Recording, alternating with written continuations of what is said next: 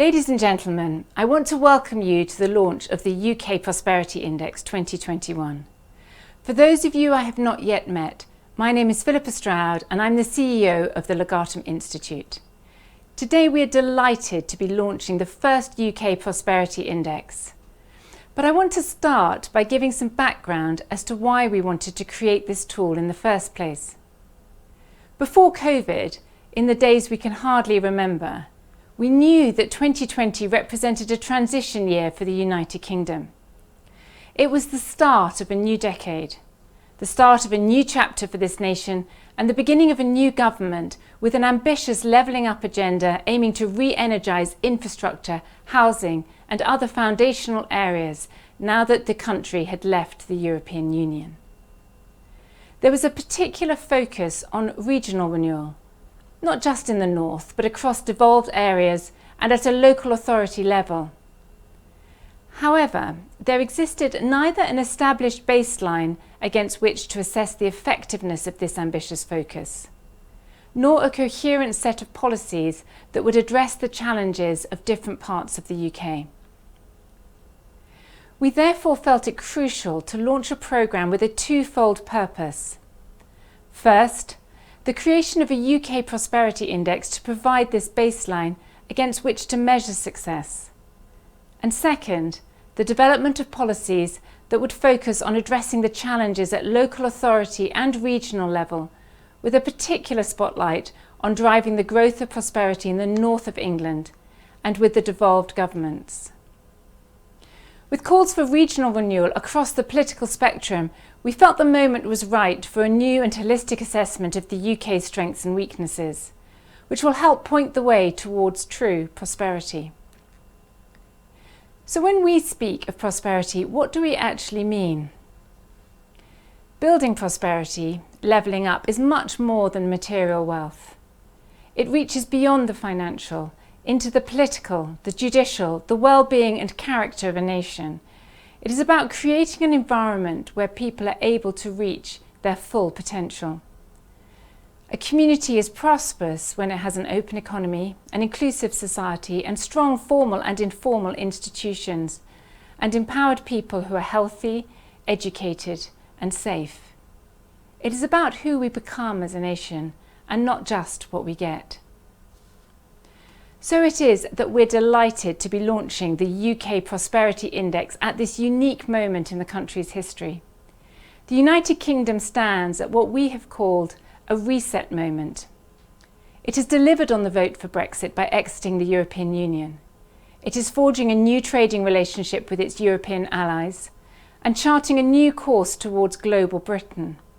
And while the UK was among the hardest hit by COVID-19, it is now finding a way out of the global pandemic, emerging as a global leader in the design, development and distribution of effective vaccines. If the country is to make the most of this reset moment, then we will need to unlock the prosperity across all of our regions and communities. In many ways, the UK is well positioned to do just this. It is one of the most prosperous countries in the world, ranking 13th out of 167 nations. Our national institutions are robust, and we have one of the world's strongest economies powered by innovators and a world-class education system.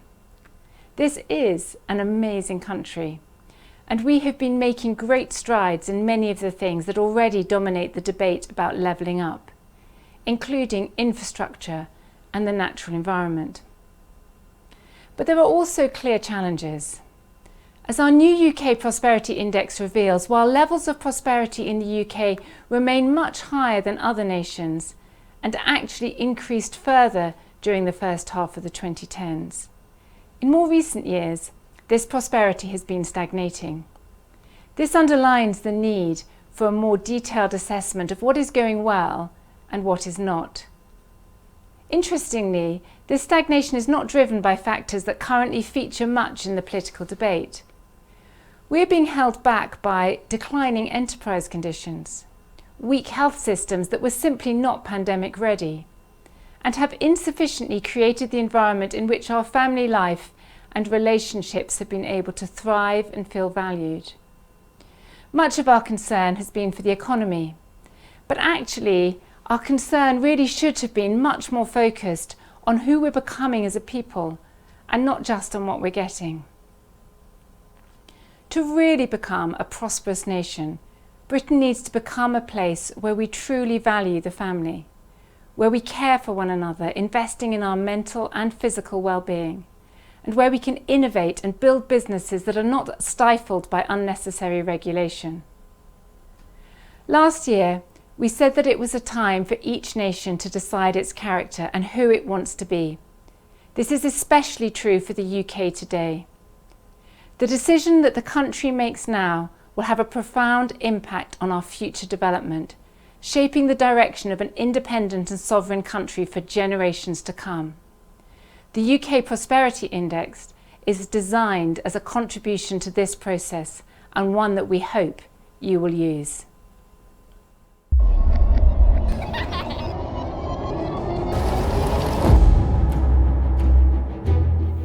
Prosperity is much more than mere wealth or economic growth. True prosperity is when all people have the opportunity to thrive. In a prosperous society, people live in peace, free from the threat of violence, oppression, and crime. Everyone's inherent dignity is respected, and all are free to vote, to protest, and to follow their beliefs. Governing institutions in every sector act with truth and integrity and are subject to the rule of law. And there are stable families and supportive communities that instill the values that shape the culture and build the bonds of trust needed for society to flourish. Prosperity is driven by an open economy that harnesses ideas and talent to foster employment and productivity and create sustainable pathways out of poverty. In a prosperous nation, open markets and high-quality infrastructure facilitate trade and commerce. There is a strong investment environment and effective business regulation that enables entrepreneurship, competition, and innovation. And people have the opportunity to work, to earn, to save, to take risks, and to succeed. Prosperity is built by empowered people who choose to live in right relationship with one another and create a society in which everybody is able to build a life free from poverty. People take care of their physical and mental well-being and can rely on a healthcare system that will take care of them when they need it. Learning is valued and everyone receives a high-quality education so they can write their own futures. And the natural environment is stewarded wisely as a legacy for present and future generations. Prosperity means everyone has the opportunity and freedom to fulfill their unique potential and take responsibility for contributing to their communities and nations. Because ultimately, prosperity is not just what we have on the outside. It is also about who we become on the inside. True prosperity is a life well lived.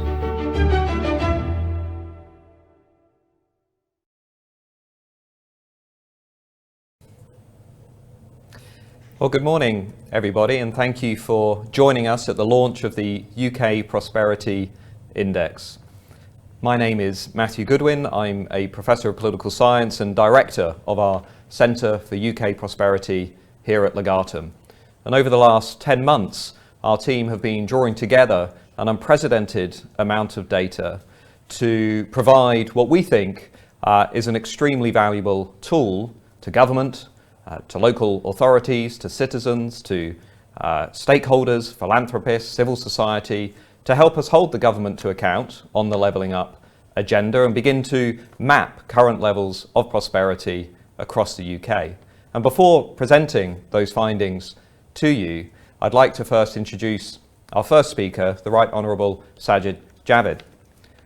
As many of you know, Sajid has held multiple roles in government, from Economic and Financial Secretary to the Treasury, to more recently, Chancellor of the Exchequer. Sajid, welcome. Good morning. Thanks for having me. I'd like to begin by building on Philippa's remarks about our reset moment. What is it that makes the moment we're in different from where we've been previously? Thanks, Matt. I think it's fair to say governments throughout history of all colours have long had policies designed to deal with regional disparity. So that in itself is nothing new. I think even if you go back to the 1900s, even before the Great Depression, the income in London, for example, was almost a third higher than other parts of the UK. And then we've had governments trying to do things. 1930s, there was something I think called the Special Assistance Act. The Blair government had a sort of blueprint of regional policy, trying to deal with regional inequalities and all of that. So, your point, and as you use this phrase, and I fully agree with it, it's a reset moment. Why is it different this time?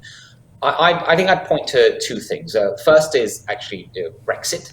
It was mentioned there in Philippa's remarks. And I think that's important because whilst that historic moment, that referendum, of course it was about Europe and that's what people were largely thinking about, I think it's fair to say it was about a lot more than just Europe. There were large parts of the country that in that vote, when they were voting to leave, they were also sort of just protesting against the elite. They felt ignored, and they felt that they just weren't, the politics in Westminster just wasn't listening in any way, and that was expressed through that vote. I think it's been expressed in subsequent elections, even last week, and that's really different because although we've left the EU and we've delivered on Brexit, in some ways you could even say that was the easy bit. The hard bit is to deal with all the other frustrations and issues that went into that historic vote.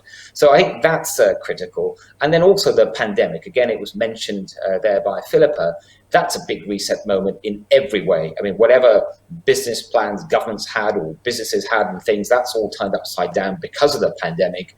And it has also led, largely because of the huge amount of liquidity pumped in by central banks across the world for understandable reasons, to people with assets doing very well, people without assets in left behind communities not doing so well at all, and perhaps in some cases worried about their future. And that I think has also led to this sort of reset moment. So you combine both of those together, what you've got is a government, even before the pandemic, that was committed to this levelling up agenda. And I think it's become even more critical, and it is truly a central mission for the government. And one of the remarkable aspects of politics today is that we are in the midst of this realignment that we saw again play out at the elections just a few days ago. The Conservative Party is now holding seats that in some cases it's never held before. We're seeing historic Labour strongholds like Hartlepool fall to the Conservatives. And at the last election, of the 54 seats that the Conservatives took from the Labour Party, 51 had voted to leave the European Union. But all of this raises, I think, the big question, which is how can the Conservatives hold these seats? And levelling up is obviously key to that. But what does a successful levelling up strategy look like? What does success look like?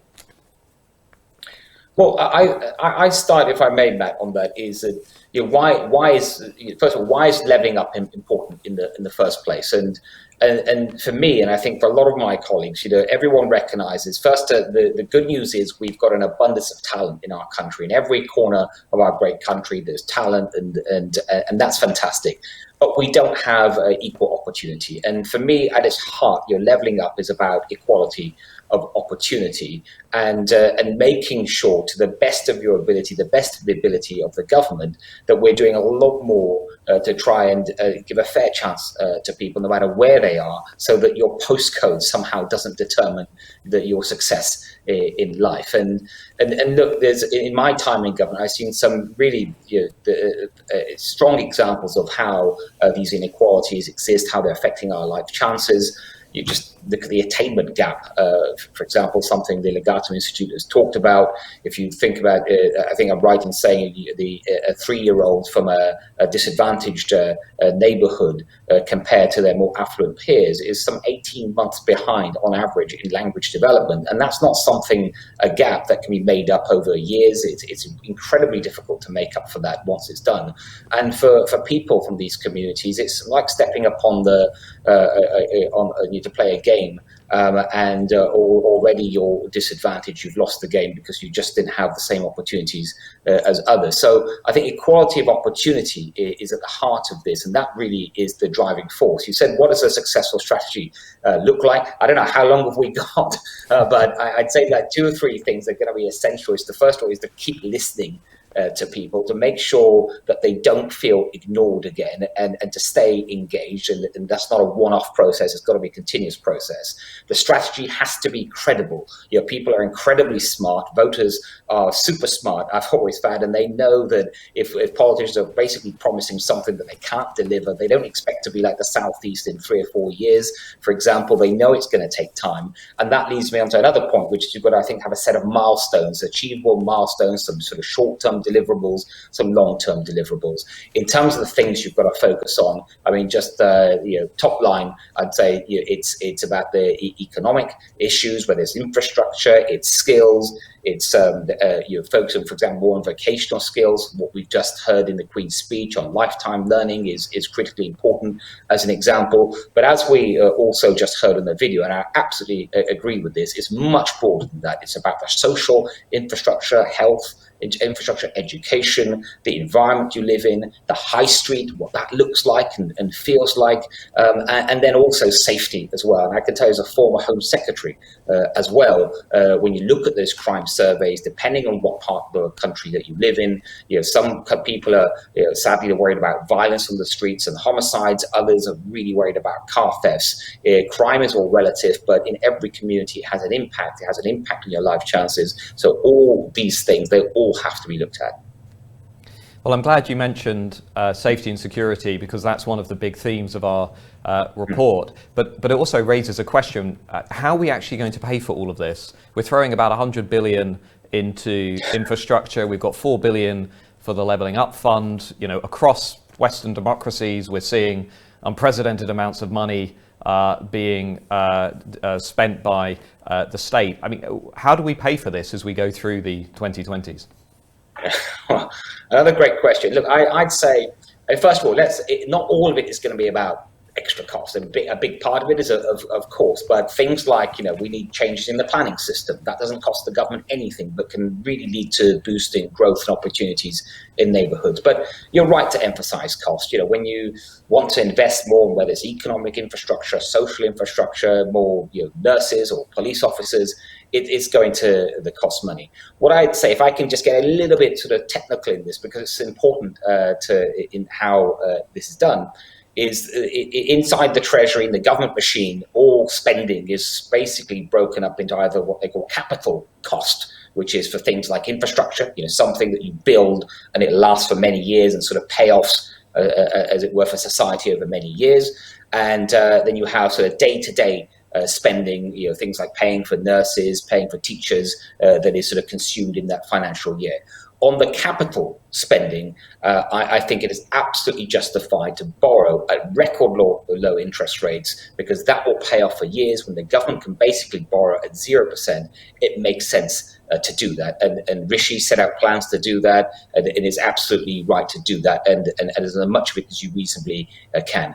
On the day-to-day spending, you do have to manage that much more carefully. In the medium to long term, you have to balance those books. Otherwise, you open yourself up to the risk to a future economic crisis, which will set this agenda back years, and obviously a risk no one wants to take.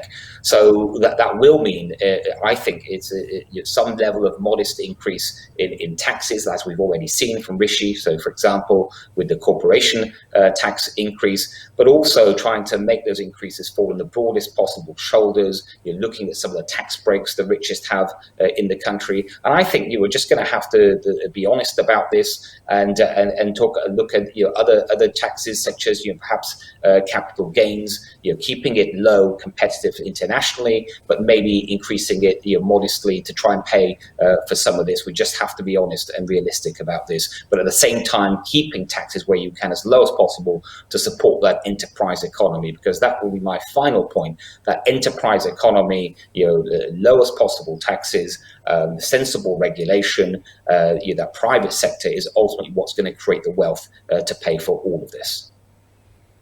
Well, it's great that we're already referencing things like infrastructure, safety and security, the need to support enterprise, because that really clears the way for me to share some of the key findings from the UK Prosperity Index 2021. So here's a short video to talk everybody through some of the things that we've found on our journey into the UK's prosperity.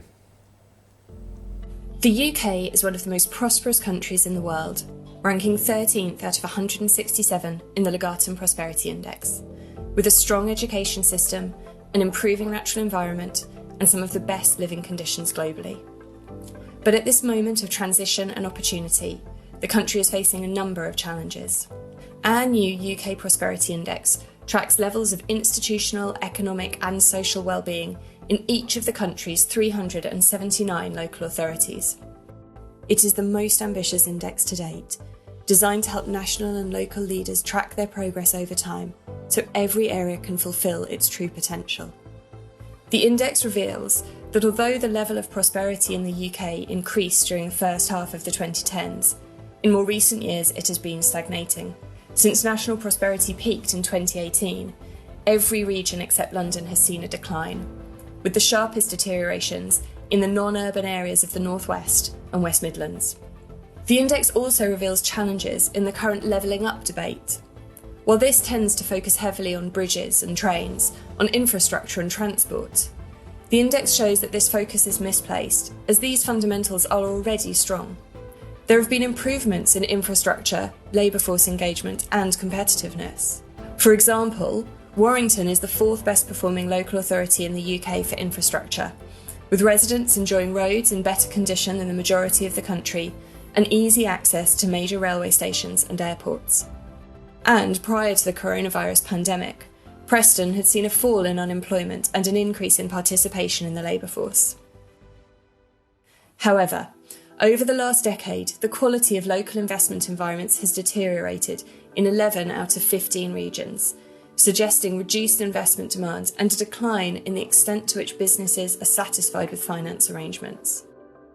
There is also considerable variation across the regions, with 43 of the 50 strongest performing local authorities for investment environment located in London and the South East, while 27 of the weakest 50 are found in Scotland. In addition, in many areas the pathway to prosperity is being undermined by increases in violent crime, including homicides and robberies. For instance, Westminster has seen incidents of knife crime almost treble over the last decade, while Thanet has seen the rate of homicides increase by 65%. In total, 13 out of 15 regions and nearly 3/4 of all local authorities have seen a deterioration in the overall safety and security of communities. Even before the impact of COVID-19, people's overall physical and mental health was deteriorating, and the quality of healthcare was in decline across the UK. For example, Maidstone had seen the biggest deterioration in mental health over the last decade, with suicide rates more than trebling, while Gosport has seen physical health decline as the prevalence of cancer has nearly doubled. Key aspects of social capital are also deteriorating. The stability of families appears to be weakening, with rising numbers of looked-after children and children in protection plans, as well as a slight decline in the number of times per week families eat together.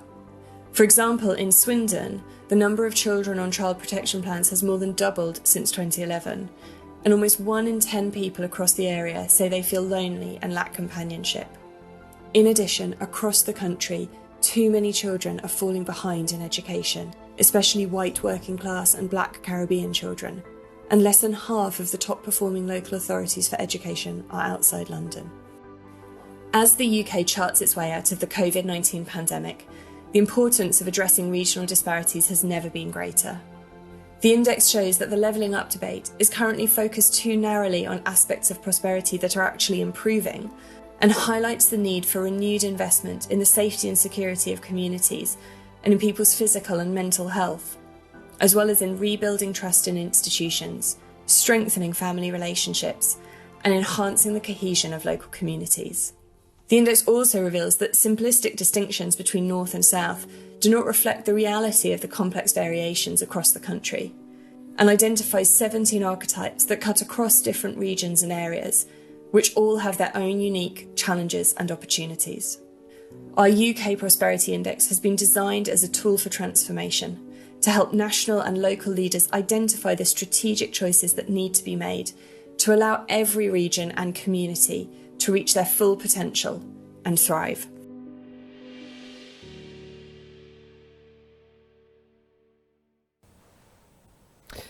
Well, lots of opportunities and challenges ahead. I'm delighted now to be joined as well by Charlotte Pickles, Director of the Reform think tank. Charlotte has worked in a variety of roles across the public, private and third sectors, and started her public policy career at the Centre for Social Justice, working also as an expert advisor in British politics. Charlie, what are your reflections on what you've just seen? To what extent do some of our findings chime with your own experience over the last few years of looking at these issues, and in particular how the public sector might respond to them? Thank you, and thank you so much for inviting me to join you today. I think the report is an incredibly valuable contribution to the levelling up discussion, and not least, Matt, as you pointed out, because we really had no way previously of understanding what progress might look like and how we would measure impact. So it's fantastic to see the level of detail and data in this. I mean, I think the report and the findings chime very well, I think, with what most of us would note, having looked at these issues for a while. I think, first of all, the fact that you have found, which might be slightly stating the obvious, but you wouldn't get that, I don't think, from a lot of the government rhetoric, which is that there isn't a homogenous sort of left behind community. You know, there is considerable difference between, as you point out, a coastal town or an inner city area or a rural area or whatever the part might be. And therefore, a very central one size fits all approach to levelling up is not going to work. And maybe we'll come back to this, but one of my reflections on the government's programme, which I think is absolutely the right programme in terms of priorities, is that we're going to need to see some serious conversation or discussion about devolution, because local communities need to be able to design their own solutions that meet local needs. And I'm concerned at the level of centralised top-down approach at the moment. So I think that's one reflection. I think, secondly, in terms of the public services agenda, which, Matt, you mentioned there, one of my observations would be that, you know, we are seeing what I think is actually quite a continuation of a trend in increasingly relying on the state to be the part of society, if you like, that solves problems. And I don't think that can work. And, you know, I hope we come back to the really important observation in your report that actually social capital, human capital, these are actually just as important, if not more important, in terms of outcomes for individuals, families, communities, and therefore the nation as a whole, than, you know, very top-down state bureaucratic interventions. And just as a few thoughts, you note health and crime and safety as being two big areas that we've seen a regression over the last few years. And these are two areas which I think the government needs to do much more serious thinking in terms of how you reverse that trend. So, for example, the main response to the crime, increasing violent and serious crime issue is to hire more police officers. Now, maybe we need more police officers, and there are, some examples, very effective neighbourhood policing, which might make a difference. But actually, the link between more police officers and crime outcomes is pretty weak. And really, what would be, I would argue, more effective would be trying to focus on the drivers of crime. And I think we're hearing much less about that. And that comes back to the issues around social capital. And on health, actually, we are, to Sajid's point about the costs and where we find the money for this, we are increasing the health budget by billions and billions and billions and billions, each time the NHS comes back asking for more money. Now, absolutely, we have increasing demand, but if we really want to tackle the big health challenges for the nation, it's not the NHS can do that. It's all the stuff that Michael Marmot has talked about, the social determinants of health. It's about, again, getting to grips with why we have such deep health inequalities in this country, and thinking about prevention not as a healthcare approach. We know that 80% of health outcomes are nothing to do with healthcare, but actually about things like housing, environment, education, skills, jobs, good quality jobs. And these are going to be the things that really make a difference in levelling up, and I'm not sure we're having those conversations at the moment. Thank you, Charlotte. And Sajid, just turning to you and looking for your reflections on what you've just seen. And on the one hand, we're not saying that infrastructure and transport doesn't matter. Obviously, of course they do. But we are suggesting that perhaps the levelling up conversation as it's currently formed is too narrow, that we seem to just be focusing almost exclusively on building infrastructure, moving a few government departments to the north of England. Do we perhaps actually need to broaden out this conversation? Yeah, I agree with that. I mean, first of all, I love the description of your report you just had on the video. I think it's going to be an excellent contribution to this whole debate, and also having this measuring mechanism that you set out for all the local authorities, all the criteria you've got. I think that's going to be very valuable going forward. So thanks for doing that. But in terms of the definition, should it be broader? Of course. And we've had some examples just from your videos. I think Charlotte's points are all well made as well, on whether it's crime, for example, health inequalities, the local environment that you live in. I mean, if you just take your high street, that is something. I have a constituency with a number of high streets, but like many others, an old market town where people want to see it more thriving. There are some simple things that can be done by government. It would involve many different departments that can be done probably in the quite short term, that would just make it people just feel better about it, and then probably also lead to better, more economic activity, better outcomes. So there are a number of things that can be done that go way beyond the economic. So it's all an important part of it. One thing I do want to pick up on, and I'm glad Charlotte mentioned it, was the importance of devolution. You'll know that I was a local government secretary, and one of the things that you discover very quickly is that as a country, power is too centralised in Westminster.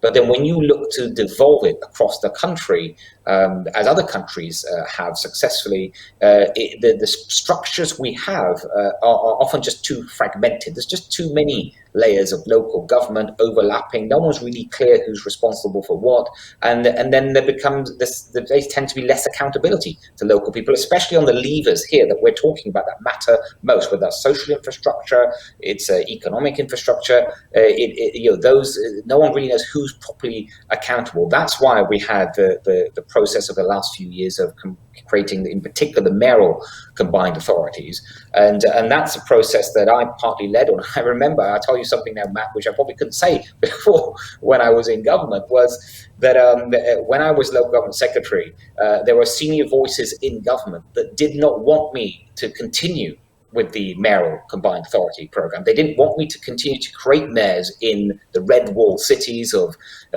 places of whether it's Teesside or West Midlands, for example, because I was told, Sajid, all you will get is you'll get Labour mayors elected again and again, and it will just entrench their political support. And of course, that was wrong. Look at what happened. Not only once in 2017, we had Ben Houchin elected, for example, and Andy Street, but look what happened just last week when you get a good person elected as your mayor.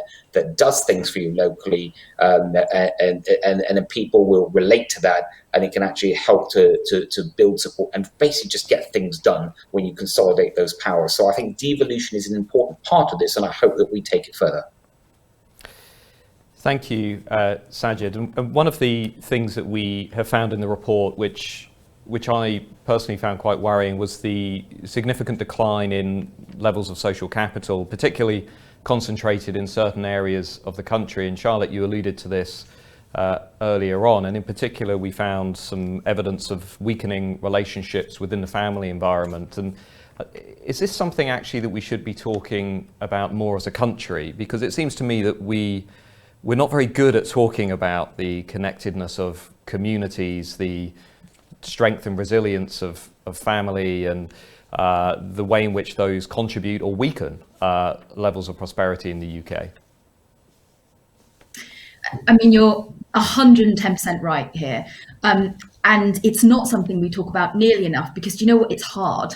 It's really hard to talk about the fact that actually relationships are probably the most important factor in someone's success in life. There was a longitudinal study done, I think starting around late 1930s, of some Harvard men that ran for 80 years. And the final conclusion of that longitudinal study, was that the only real thing that kind of predicted those men's outcomes was relationships and the quality of their relationships. And you can look through pretty much any of the areas. Think about crime. We know that one of the biggest factors in terms of young men joining gangs is kind of coming from chaotic or broken families. We know that your success in finding a job is very reliant on your social networks, because actually the majority of jobs are not advertised. Wherever you look in terms of the outcomes that we want to seek in health, in work, in well-being, so much of it comes back to the social capital that you have, and so much of the social capital you have comes back to how strong your relationships are, which starts in the family and then obviously expands out into broader civil society. Are you a member of a club? Do you volunteer? Are you a member of a faith group? These are real indicators of someone's final kind of life chances or outcomes. And we absolutely need to have a much bigger conversation about this. And that's where it's so dangerous to focus on levelling up as a purely economic agenda. It might feel easier because you can build bridges, you can build new hospitals, you can look like you're doing things, but actually you're still not going to get the outcomes you want to see unless we have some serious conversations about how we strengthen families, how we equip people to build strong, meaningful relationships, and how we strengthen civil society, rather than just depending again on the state being able to answer these problems, because the state can't provide meaning in people's lives. It can't provide the sort of support structures that people who have strong family relationships and friends and social networks can turn to, and that's a huge problem. Matt, can I add to that? Sure.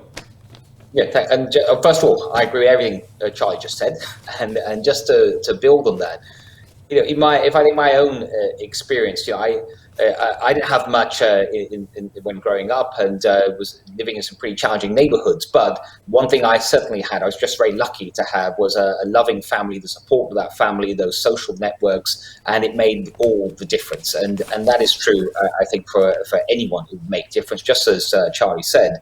And she's right that it's beyond, it's obviously the nuclear family, but beyond that, those social groups. I could link it into something, Charlie, you said earlier about when you're tackling crime, and I found this as Home Secretary, that it's not just about police officers. That is hugely important, and it's right, but it's also about other drivers. And so one of the reasons in tackling knife crime, for example, that one of the things I did was create the Youth Investment Fund, which is to support community projects, young communities, looking at examples from across the world, what can be achieved, to trying to deal with the drivers. And that was really a way of trying to do things differently, not just the same old way, just think it's all about police numbers, but to actually look at the drivers. One final point I'd make on that, Matt, one thing I'd like to see done is to see the government have a family impact test for every policy that it's looking at, every initiative. In government, every policy initiative I ever saw had a impact test on equalities, and that was quite right. It made ministers think about the impact on equalities of what they're doing. We should have a nudge for ministers on the family impact. So when we're introducing a new policy or thinking about it, ministers have to transparently discuss to Parliament and debate the family impact or the potential family impact of a policy. There may be none, but it may be negative and no one's really looked at it, and it should at least be transparent and open. And that is something I think that we could look at doing.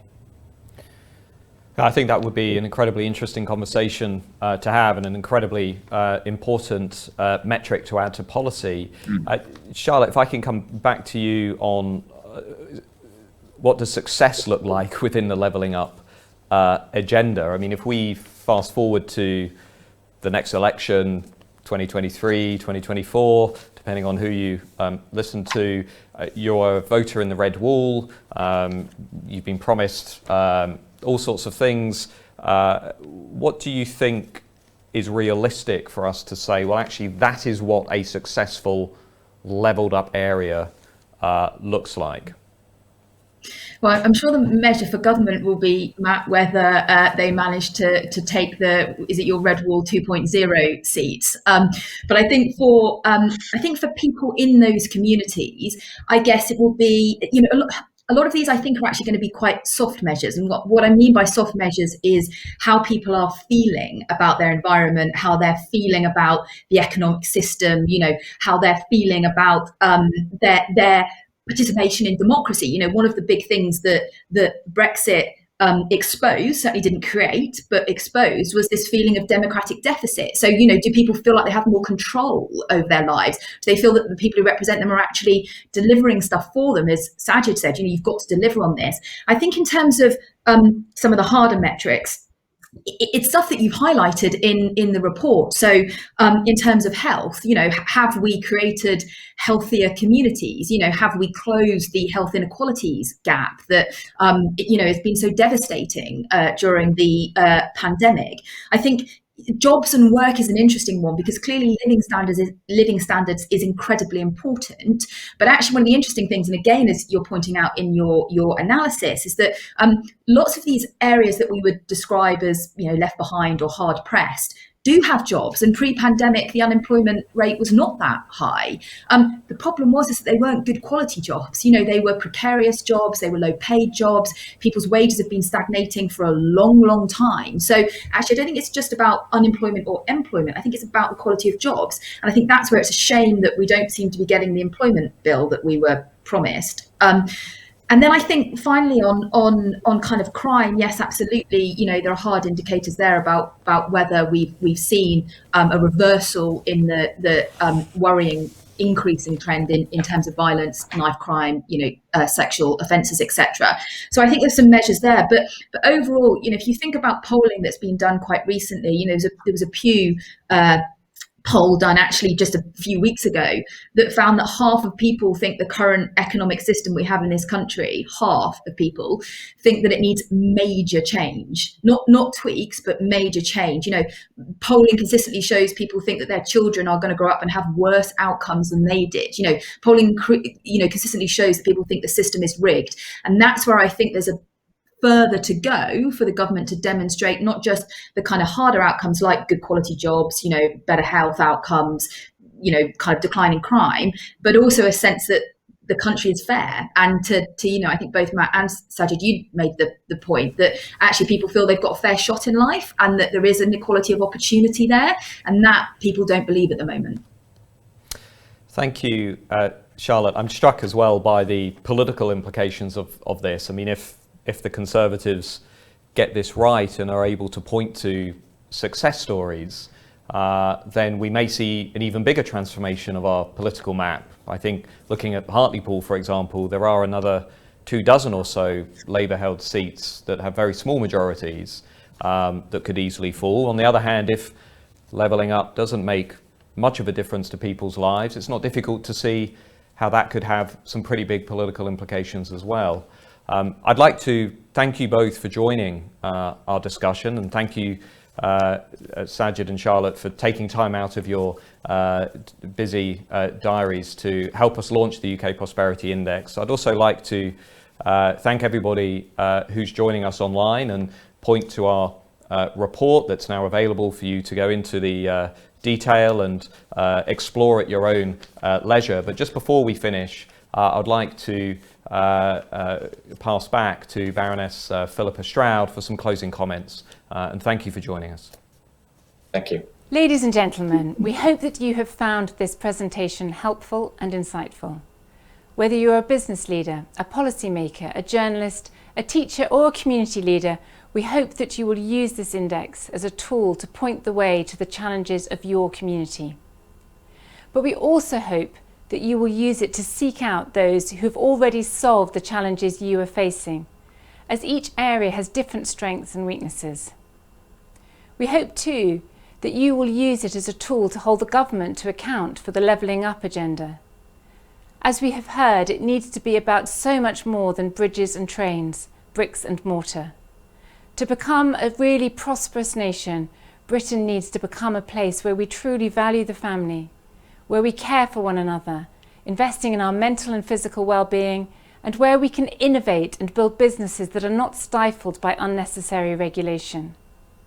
So do go to our website, download the report, and find out how to level up your local area.